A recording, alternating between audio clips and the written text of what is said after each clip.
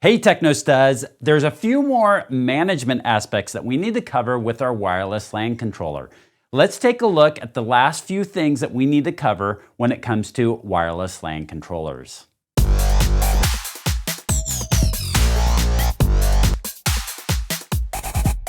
From a physical perspective, we have 4 ports on our wireless LAN controller. But we've already took a look at the interfaces, which shows us a little different view into this. So I'm going to go to controllers and go to interfaces, and I see these interfaces here. I see the VLANs that they're associated with, and I see this interface type. According to this interface type, there's 3 different types, two different types, dynamic and static. But there's 3 different types according to Cisco. We do have this dynamic type that's right here, and we'll talk about that here in a second. We also have a management interface, and then we have a virtual interface.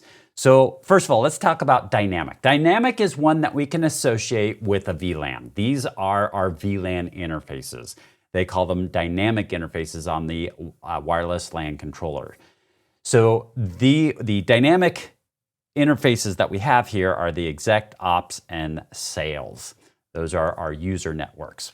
All right, then we have the virtual. Virtual is associated with supporting mobility management, DHCP relay, some embedded layer 3 security. So we're not going to get real in depth to it, just know that there's this virtual interface.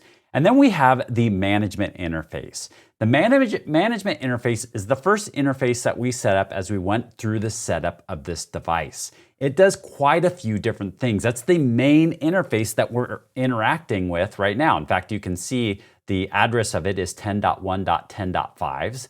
So up here in the controller, I see 10.1.10.5. If I were to telnet or SSH into this device, I would use that IP address.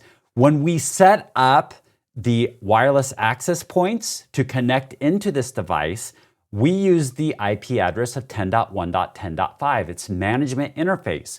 So the process of that CAPWAP of setting up the wireless access points are using this management interface as well. And all the traffic is getting tunneled across to that IP address.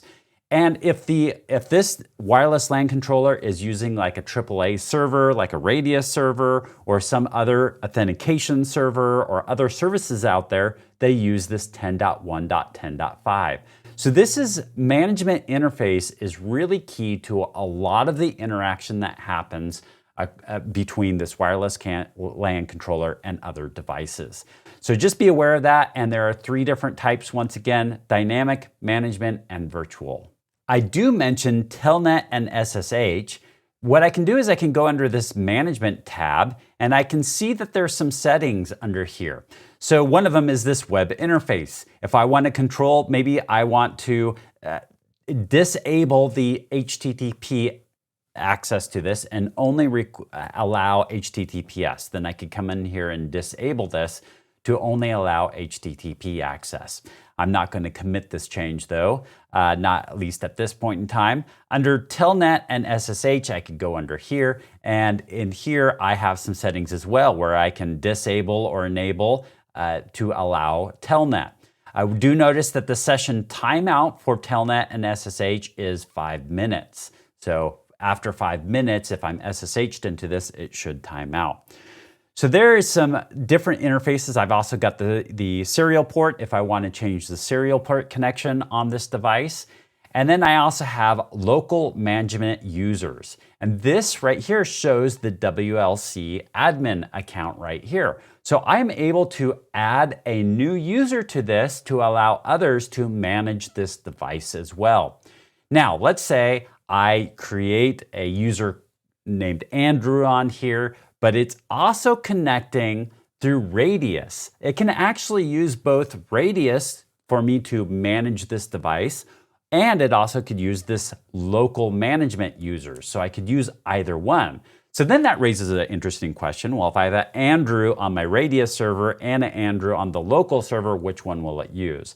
And the answer to that is actually under the security tab. So I can go to the security tab, and what I can do is I can look at this priority order, and I select management users. So Under the management users, it shows me the order used for authentication, and it has local first and then radius. I could actually change it too. You can see I can move these up and down, or I could include a TACAC server. So I can include these different servers, move them up and down. Notice it says if the local is selected as second priority, then the user will authenticate against local only if the priority is unreachable. So in other words, it's going to, if I select the local as being the second, what it's going to do is it's going to try to authenticate with the radius server. If it connects to the radius server and that user's not there, then I'm not going to be able to log into this.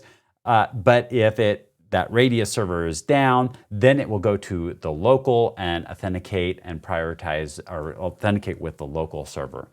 There's obviously quite a bit more that we could cover with this management, but we hit the highlights of how to manage this wireless LAN controller and how to manage our different wireless LANs on it.